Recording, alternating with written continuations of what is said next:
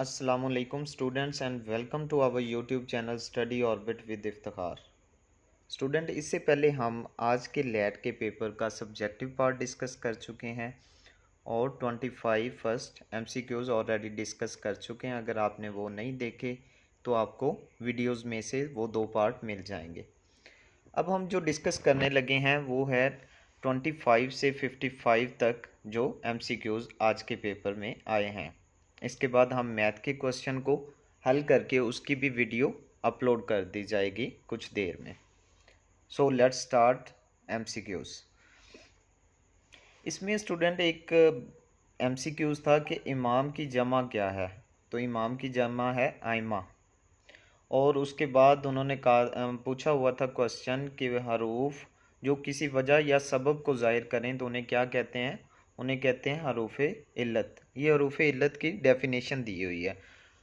हरूफ इल्लत वो हरूफ हैं जो किसी वजह या सबब को ज़ाहिर करें, जैसा क्योंकि, इसलिए, बरी, सबब, बिना, लिहाजा, पस, ताकि। तो इसका आंसर था हरूफ इल्लत। ऑफिशियल करेंसी ऑफ दुबई, तो क्वेश्चन था कि ऑफिशियल करेंसी ऑफ दुबई के दुबई की ऑफिशियल करेंसी कौन सी है, तो वो है दिरहम।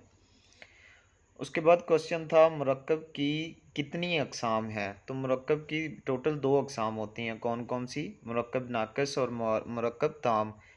इसके आगे इनकी फिर फर्दर अक़साम होती हैं। बेसिक मुरक्कब की दो ही अक़साम हैं। नेक्स्ट क्वेश्चन था माँ कहती है मेरा चांद आया। इस जुमले में इल्म बयान की रूह से चांद क्या है, तो ये ऑप्शन थे कनाया, मजाज मरसल, तशबीह, इस्तारा। तो ये इसका आंसर था इस्तारा। नेक्स्ट क्वेश्चन है, इसमें बेसिकली उन्होंने अपोजिट वर्ड्स पूछे थे कि when you decline an offer you don't accept it.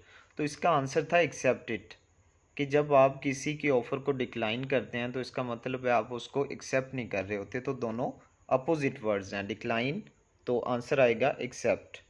Adverse circumstances are not favourable.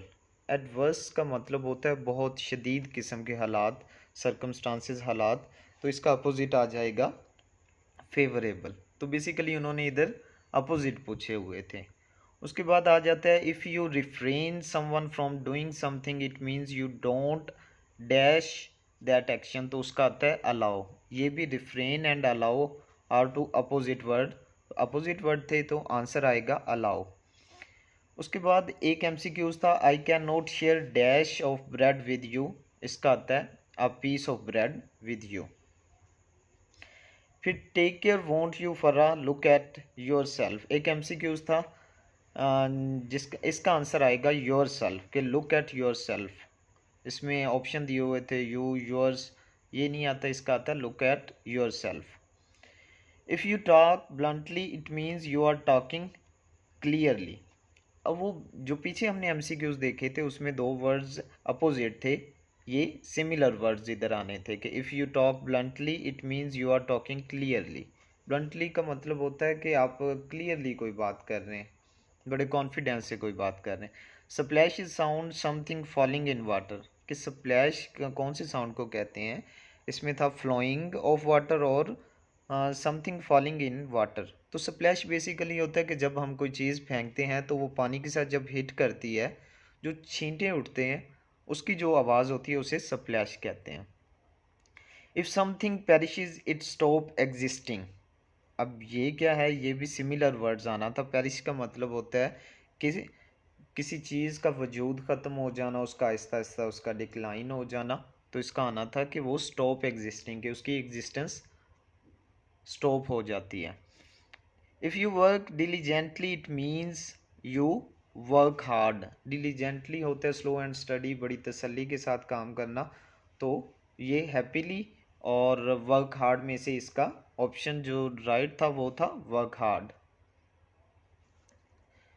And the next question is sumptuous meal is not all plain. Sumptuous का क्या meaning होता है? इसका मतलब होता है लग्जरियस, रिच, एक्सपेंसिव। ठीक है, तो उसका ये इधर अपोजिट आना था। इसका अपोजिट आता है प्लेन, मतलब बिल्कुल सादा। ठीक है। नेक्स्ट MCQs है Quaid Azam made dash fund for rehabilitation. ठीक है, ऑफ इमिग्रेंट। ये आ जाता है कि इस कायदे आज़म ने रेफ्यूजीज फंड कायम किया था रिहेबिलिएशन के लिए। आगे था Balochistan plateau and the third desert dash in summer. ये था is extremely hot and dry, क्योंकि बलोचिस्तान का ये जो थर का एरिया है उधर बहुत ज़्यादा मतलब ड्राई और हॉट होता है गर्मियों के मौसम में।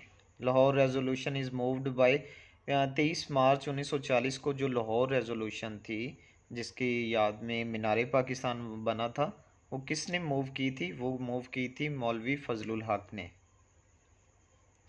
And the next question is who is considered real founder of two nation theory.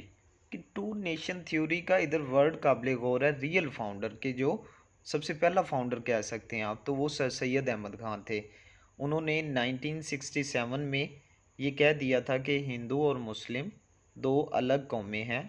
कब कहा था ये? 1967 में उर्दू हिंदी कंट्रोवर्सी आई थी तो उस वक़्त कहा था। तो सबसे पहले या रियल फाउंडर कौन हुए? Sir Syed Ahmad Khan. Valley of Sakesar is in district of Khushab, तो ये खुशाब डिस्ट्रिक्ट में है ये valley.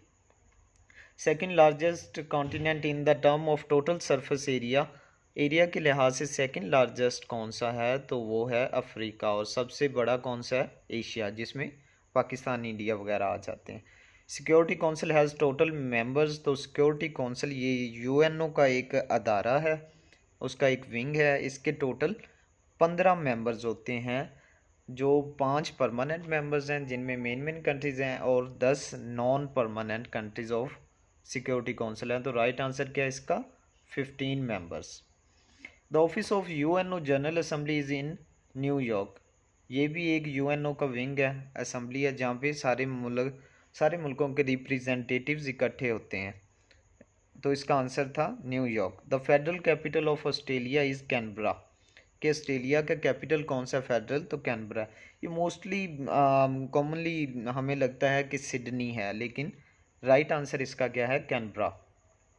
Ozone layer lies in stratosphere, कि ओजोन की लेयर है वो स्ट्रेटोस्फेयर लेयर में पाई जाती है। The injured man actually hit dash the car, तो इसका आंसर था, इसमें प्रपोजिशन आएगी by the car. Albert Einstein is related with the field of dash, तो अल्बर्ट आइंस्टाइन फिजिशियन था, फिजिक्स के रिलेटेड था।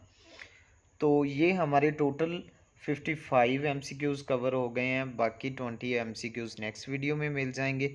और इस चैनल को सब्सक्राइब कर लें, क्योंकि इधर आपको लॉ के तमाम नोट्स और lecture part 1 first year, second year और थर्ड ईयर के फर्दर आपको मिल जाएंगे।